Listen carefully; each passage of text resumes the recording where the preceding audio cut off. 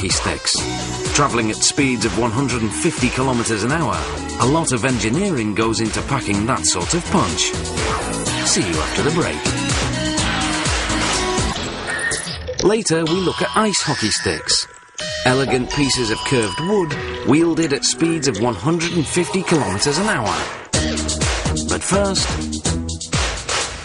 your tank's almost empty, but you're gambling you'll have enough petrol to make it just that little bit further.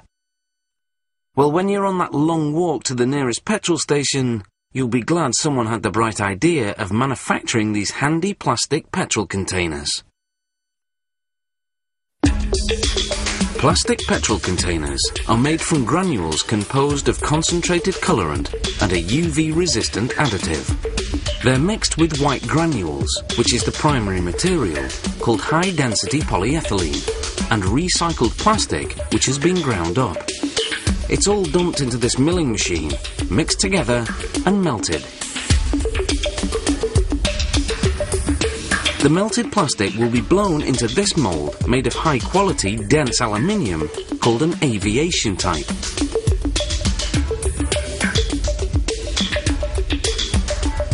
The blow moulding produces a soft plastic tube. This is cut and placed in the mould, where a nozzle pumps the plastic into the mould shell. The container is unmoulded and moves along on a conveyor. But that's not the only way to mould plastic. There's the rotation method.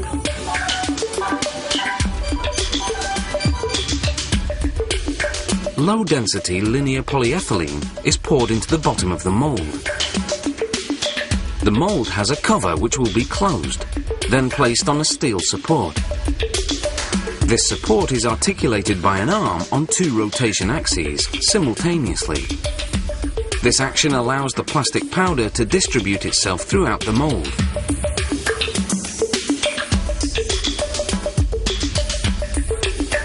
The mould is placed in an oven at temperatures of 310 degrees centigrade. About 15 minutes is needed for the powder to melt, and another 15 minutes to allow the piece to adequately cool before unmoulding it.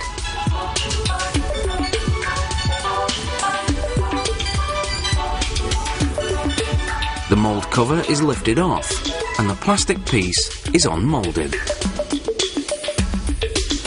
Other things are made here too. Here they create a cover for a stationary bicycle. Openings are cut with a pneumatic tool. When the holes have been drilled, the casing is complete.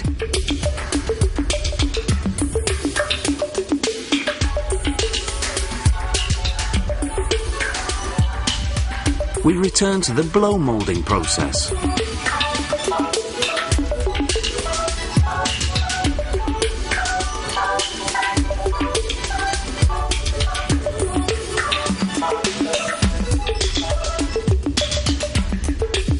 Residues build up, which have to be eliminated.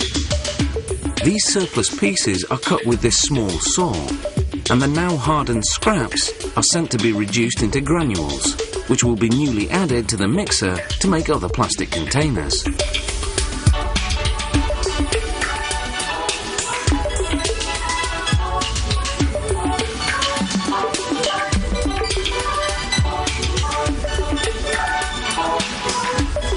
A small pneumatic drill pierces the container's vent hole. The containers continue their journey by conveyor, where a set of robotic arms awaits.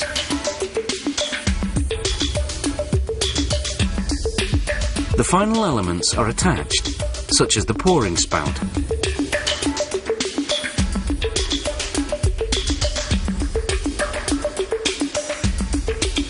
Then a stopper, equipped with a rubber washer, prevents leaks.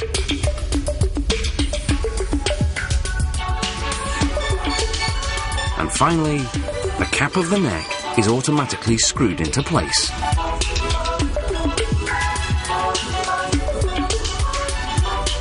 Depending on the thickness of the mould, 120 containers an hour are produced.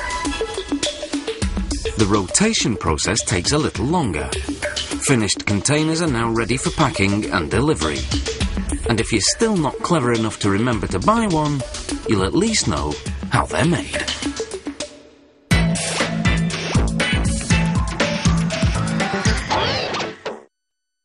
Few things are as elegant as curved, polished wood, especially when travelling at 150 kilometres an hour and driving a slapshot right past the goalie. A lot of engineering goes into creating an ice hockey stick that packs that sort of punch.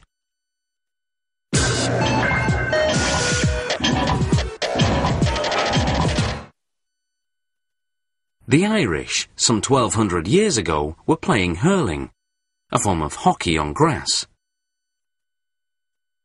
In the 17th century, Amerindians used curved sticks in a game they called batagaway. Ice hockey as we know it today was developed by British soldiers in 1855 at Kingston, Ontario, as a pastime during Canada's long winters.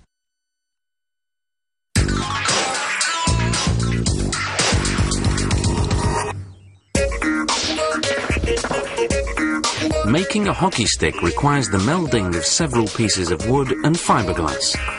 These sticks are all modelled on great hockey professionals.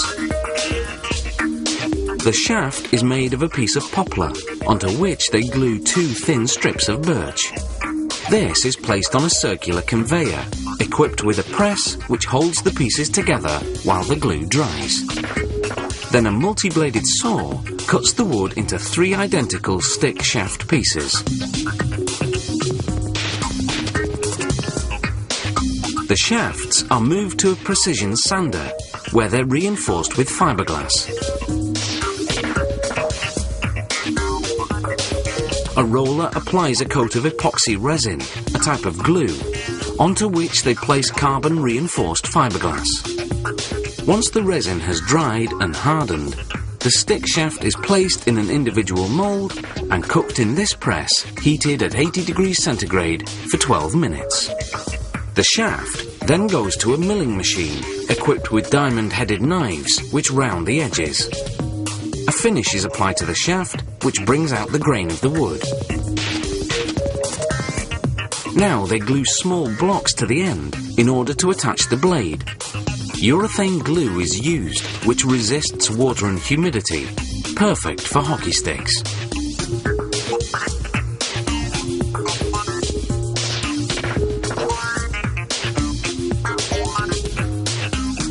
A slitter cuts the shaft and wood blocks in order to slide in the blade. And the machine inserts the glue and the blade into the stick shaft. The stick is placed on a conveyor, leading it to its next step and giving the glue a chance to dry. Both sides of the blade are sanded to thin them out. These sticks are replicas of those used by hockey professionals. This computer-controlled digital lathe cuts the blade with data stored in the computer's memory.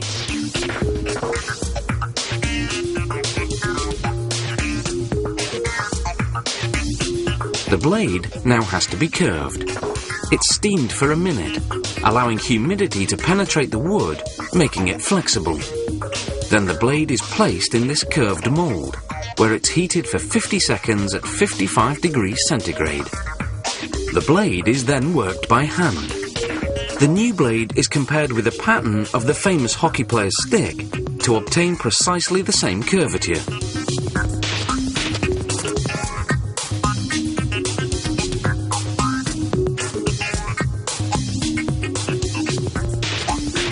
Now the blade is sanded down to the desired thickness.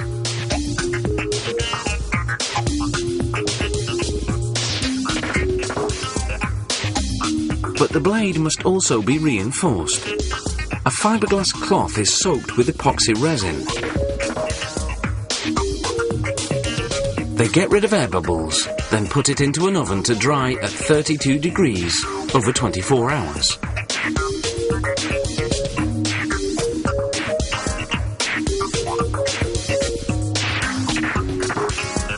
The surplus fiberglass hardens and is cut with a bandsaw. A steady hand is needed to do this job.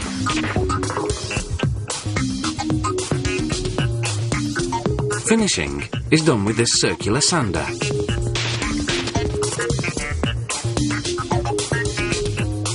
Finally, the blade is dipped into this epoxy resin to give it a nice luster. All that remains is a paint job. Company logos are applied via silk screening. Besides the 6,000 personal models of professional hockey players, this company produces 65 other models. Each week they make about 40,000 sticks, which means 1,600,000 a year. That's a lot of slap shots.